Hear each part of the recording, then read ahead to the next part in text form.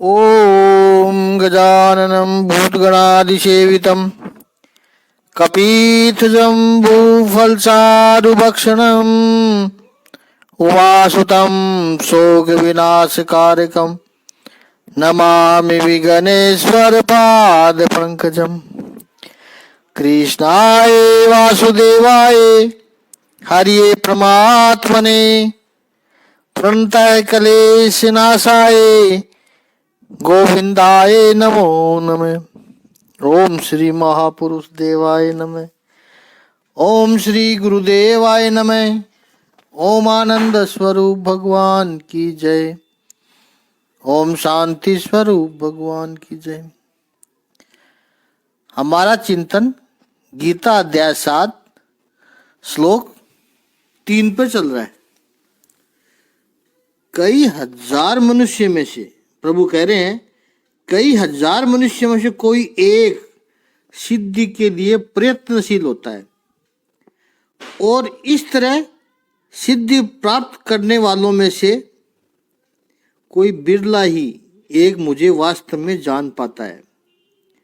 भगवान श्री कृष्ण कहते हैं, अर्जुन, हजारों मनुष्यों में कोई एक ऐसा होगा, हजारों में कोई एक, मनुष्याणाम सहस्त्रेषु कश्चित् यतति सिद्धये।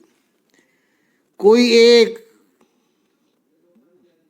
कश्चित सिद्धि के लिए प्रयास करता है और यततामपि सिद्धानाम यततान सिद्धानाम अपि। ये जो प्रयास करते हुए योगी है, साधक है, इस शब्द को और भी समझेंगे अपन। भगवान ने तो सिद्धि कह दिया, कश्चित् माम तत्वतः वेति। कोई एक मुझे तत्व से समझ पाता है। अब देखिए, ज्ञान और विज्ञान को साथ में रखने की, यानी धर्म और विज्ञान को साथ में रखने की वो बात भगवान श्री कृष्ण 5300 वर्ष पूर्व है, और वो भी कहां, कुरुक्षेत्र के रण मैदान में अर्जुन को उपदेश करते हुए, जीवन की वास्तविकता का दर्शन कराते हुए, स्वधर्म के प्रति जागृति निर्माण करते हुए ज्ञान और विज्ञान की महिमा बताते हैं। पहले 2 श्लोक में हमने देखा कि परमात्मा ने कहा कि अर्जुन, मैं ऐसा ज्ञान तुझे देने जा रहा हूं, वो ज्ञान संपूर्ण रूप से कहूंगा। वो कैसा ज्ञान है? वो ऐसा ज्ञान है जिसको जानने के बाद, ये जो ज्ञान मैं तुझे कहने जा रहा हूं अर्जुन, वो ऐसा ज्ञान है जिसको जानने के बाद दूसरा कुछ जानने को बचता ही नहीं है। हजारों में कोई एक मनुष्य होता है जो परम तत्व की ओर यात्रा आरंभ करता है। इस यात्रा का जिन्होंने आरंभ किया, जो चल पड़े परमात्मा की ओर, वो हजारों लोगों में से कोई एक व्यक्ति तत्वतः उस परमात्म तत्व को समझ पाता है। विधारण्य उपनिषद में ऋषि याज्ञवल्क्य अपनी पत्नी गार्गी को उपदेश करते हैं। उसमें 2 स्थानों पर, दूसरे अध्याय में भी और चौथे अध्याय में भी कहा है। बड़ा प्रसिद्ध मंत्र है विधारण्य उपनिषद का, आत्मा को पहले तो देखो, फिर उसके बारे में सुनो, फिर मनन करो, फिर विद्यासन करना चाहिए। ये आश्चर्यजनक दुर्भाग्य मनुष्य जाति पर उतर आया है कि मनुष्य, कैसा आश्चर्य है ये, कि मनुष्य परम तत्व को कठिन समझने लगा है, परम तत्व से डरने लगा है। अब ये परम तत्व जो है, परमात्मा है, वो सच पूछो तो हमारा निजी स्वरूप है। It is our true self, it is our pure self. पहले हमने चर्चा की थी कि अंश और अंशी, अंश और अंशी की चर्चा की थी। हम अंश है और वो परमात्मा अंशी है। मनुष्य परमात्मा से डरने लगा और दूसरा वो प्रभु को बहुत कठिन समझने लगा। ही thought understanding the supreme and achieving the supreme is the almost difficult task. यह बहुत बड़ा दुर्भाग्य है। यह तो ऐसी बात हुई कि कोई बालक अपने पिता से डरता रहे। पिता तो बालक को बहुत प्रेम करता है। पिता हमेशा यह प्रयत्न करता है कि मेरी संतान को मैं कैसे सुखी करूं, मेरे पुत्र का कैसे कल्याण हो। पिता निरंतर यही सोचता है और पुत्र है कि वो पिता से दूर दूर रहता है। पता नहीं पुत्र के दिमाग में क्या भूसा भर दिया गया। पिता से वो डरता है। पिता के बारे में कई गलत फहमियां पाल रखी है उसने। और पिता के समीप जाना, पिता को समझना, वो भी उसको अतिशय मुश्किल कार्य लगता है। कितना बड़ा दुर्भाग्य होगा पुत्र के लिए, पुत्र के लिए भी और पिता के लिए भी, दोनों के लिए कितना बड़ा दुर्भाग्य होगा। जीवात्मा जब परमात्मा से दूर दूर रहता है तो वो जीवात्मा का दुर्भाग्य तो है ही, लेकिन परमात्मा को भी उससे दुख होता है। मनुष्य परमात्मा की प्राप्ति को कठिन मानने लगा है। यहां पर भगवान श्री कृष्ण इसी बात का संदर्भ लेते हैं, लेकिन भगवान श्री कृष्ण जो समझाना चाहते हैं वो बात थोड़ी सी अलग है। उसको समझना है और गौर से समझना है। अलग अलग अधिक अनुवादों में आपने पढ़े होंगे भगवद गीता के ग्रंथ में, कई लोगों ने इस श्लोक का अर्थ ऐसा किया कि परमात्मा को प्राप्त करना बहुत कठिन है। करीब करीब भाष्यकारों ने यही कहा। यहां भगवान श्री कृष्ण कहना चाहते हैं वो बात थोड़ी सी अलग है। उसके लिए संस्कृत भाषा के निवासी इसको समझना पड़ेगा। मात्र केवल अनुवाद पर आधारित रहोगे तो इस श्लोक में भगवान श्री कृष्ण हम पर जो कृपा बरसाना चाहते हैं उससे हम चूक जाएंगे।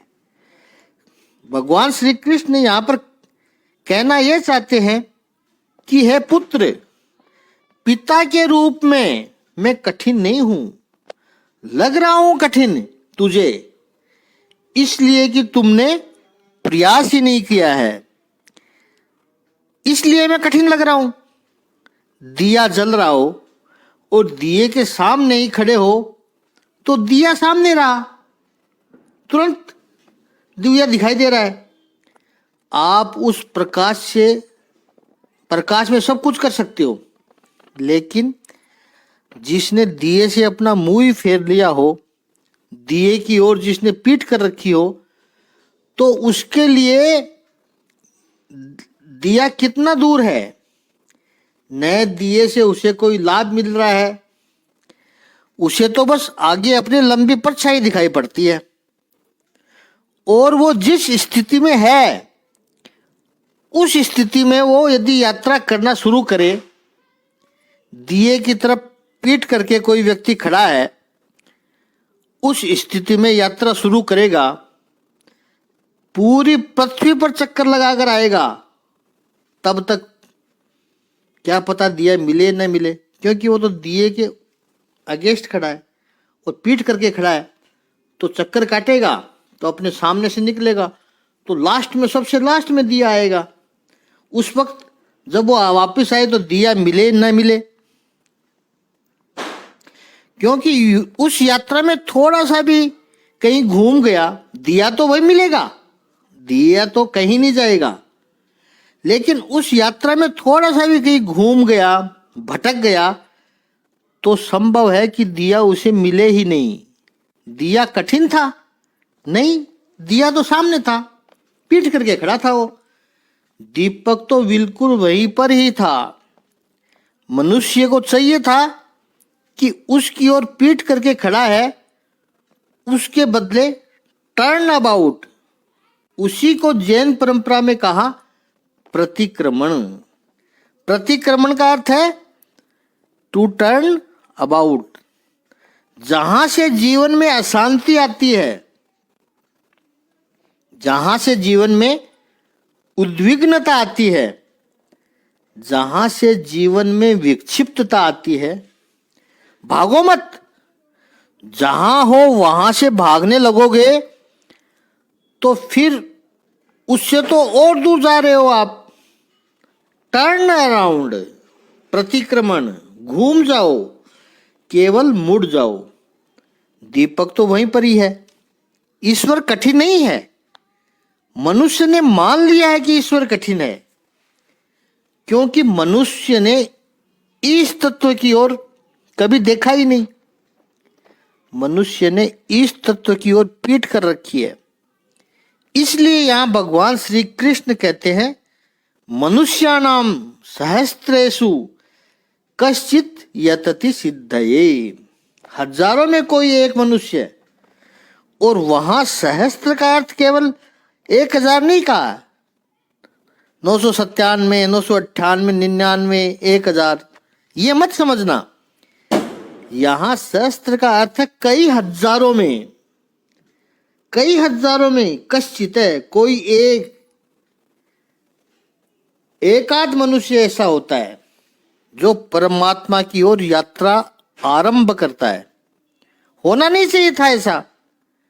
होना तो ये चाहिए था कि यहां पर इस संसार में जैसे ही मनुष्य जन्म लेकर के आए और होश संभाले, अपने आप को संभाला, जैसे ही पता चला कि मैं हूं, उसी क्षण प्रश्न उठना चाहिए था कि मैं किसकी वजह से यहां पर हूं, मुझे किसने यहां पर भेजा है, मैं वस्तुतः कौन हूं, हु एम आई। वो तो प्रश्न है, लेकिन हु रियली एम आई। और वहीं से परमात्मा की खोज आरंभ होनी चाहिए थी। वहीं से परमात्मा की खोज आरंभ हो जानी चाहिए थी।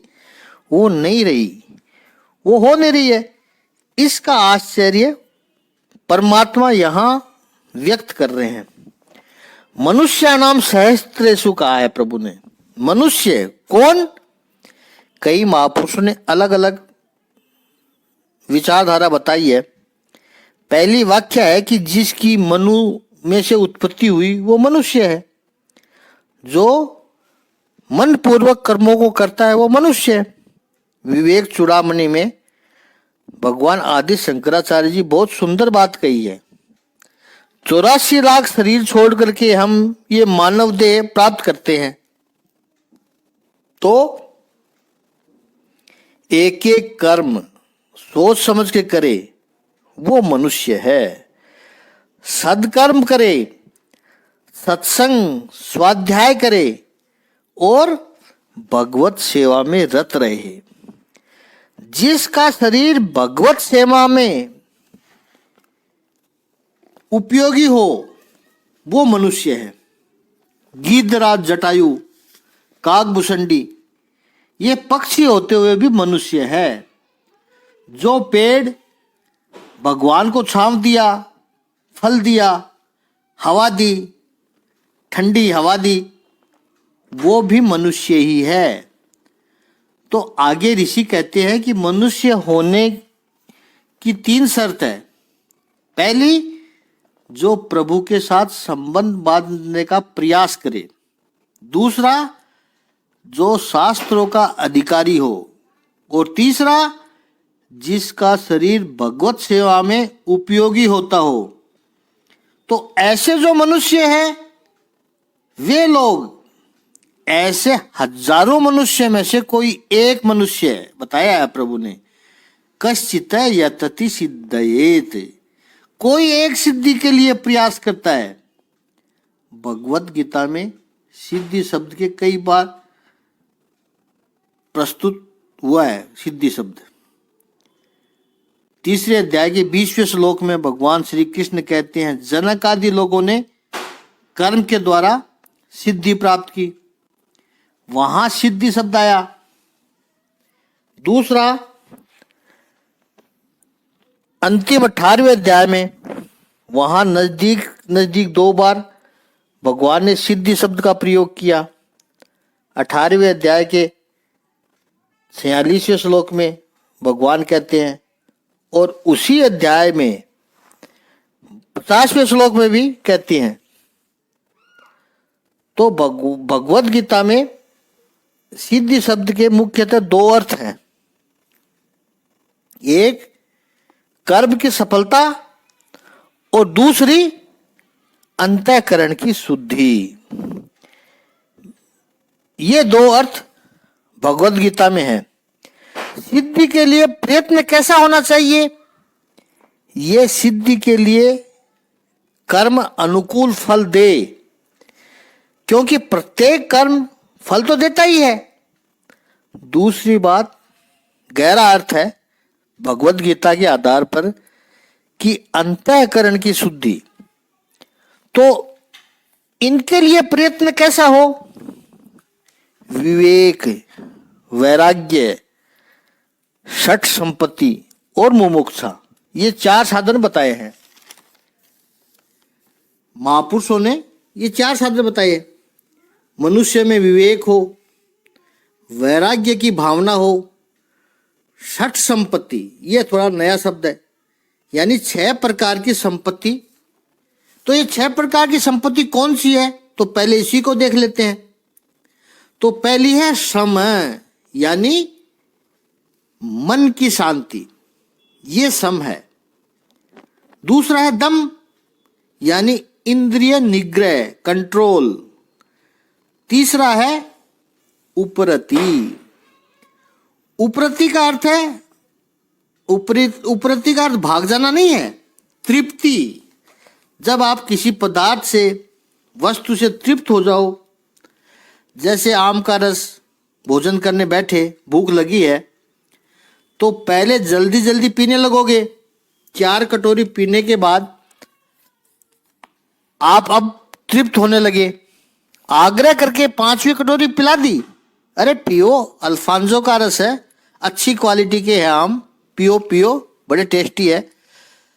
जब वो 6ठी कटोरी में आपके लिए आग्रह करेगा तो आप उठ जाओगे, नहीं चाहिए, अब नहीं चाहिए। क्यों? क्योंकि तृप्त हो गए। ऐसे ही जब व्यक्ति संसार के विषयों से तृप्त होता है, तब होता है उपरति। अब उनमें कोई आकर्षण नहीं है, उन विषयों में कोई आकर्षण बचा नहीं है। तो उपरति का अर्थ एक्सप्रेशन भी नहीं है।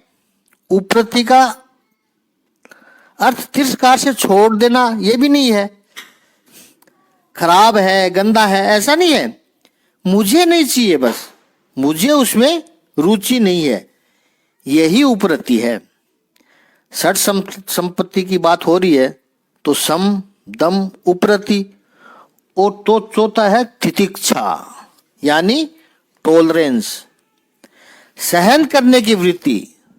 तितिक्षा यह अंतःकरण की शुद्धि के लिए बहुत आवश्यक है। जब तक व्यक्ति इंद्रियों में इंड्योरेंस, टॉलरेंस, तितिक्षा है, बाहर के लोग आपके मन का चाह करने वाले नहीं हैं, ये याद रखना है। आपने चाहे उनको लाख प्रेम किया हो, आप चाहे उनके लिए बलिदान दे दो अपना, जिस पुत्री को आपने जन्म दिया, प्रेम किया, पढ़ाया लिखाया, संस्कार दिए, सब कुछ दिया, उसकी जो इच्छा थी पूरी की, पूरी दुनिया उसको घुमाई। आप जितना श्रेष्ठ कर सकते थे वो सब किया, फिर भी वही पुत्री किसी ऐरा गैरा नत्थु कैरा के साथ आकर्षित होकर के आपके हृदय की भावना को कुचल के चली गई। समाज में ऐसे कितने उदाहरण दृष्टांत आते हैं, सब देखते हैं हम। अब आप कहो कि मैंने मेरी पुत्री के साथ ऐसा किया था, इतना किया था, आपने किया, वो आपका कर्तव्य था। उसको देखकर आप अपने आप को प्रसन्न रहो बस, कि मैंने I have performance my duty best. मैंने मेरी पुत्री को पढ़ाने में, संस्कार देने में, लिखाने में, प्रेम करने में कोई कसर नहीं छोड़ी। अब वो आपकी संवेदनाओं को कुचल कर चली गई, उसको आपकी भावना की कोई कदर नहीं है, असर नहीं है, उसके ऊपर कोई महत्व नहीं है, तो वो उसका पाप है, वो उसका दोष है, वो उसका परिणाम भोगेगी। उसके लिए आप जीवन भर दुखी होते रहे। मनुष्य है, संवेदनाएं हैं हमारी, चुभती भी है ये बातें जीवन भर। इससे क्या होगा? वो तो मस्त है, उसको कोई फर्क नहीं पड़ता। आप दुखी होते हैं उससे, आप अशांत हो जाते हैं, आप विचलित हो जाते हैं, आप प्रभु भक्ति में चित्त एकाग्र नहीं कर सकते हो, तो ये पीड़ा आपको है। आप यदि मन की शांति चाहते हो, तो आप यदि अपनी आध्यात्मिक उन्नति चाहते हो, तो क्या करना पड़ेगा? ये षट संपत्ति में इसलिए कहा है कि ये तितिक्षा, सहन करना सीख लो। हमने अपने सारे कर्तव्य निभाए, फिर भी सामने वाले व्यक्ति ने अपना कर्तव्य नहीं निभाया, उसने गलत काम किया, हमने समझाने का प्रयास किया, वहां पर भी हमने अपना कर्तव्य निभाया है, समझाया उसको, बेटा मत जाओ, इस रास्ते पर आगे चलकर सुख नहीं है। लेकिन वो मोह की पट्टी बंधी हुई थी उसके, उस समय उसकी आंखों पर लस्ट की पट्टी बंधी है, तो उस समय आप तितिक्षा रखो। आगे का चिंतन कल करेंगे। ओम श्री सच्चिदानंद भगवान की जय। ओम श्री आनंद कंद भगवान की जय।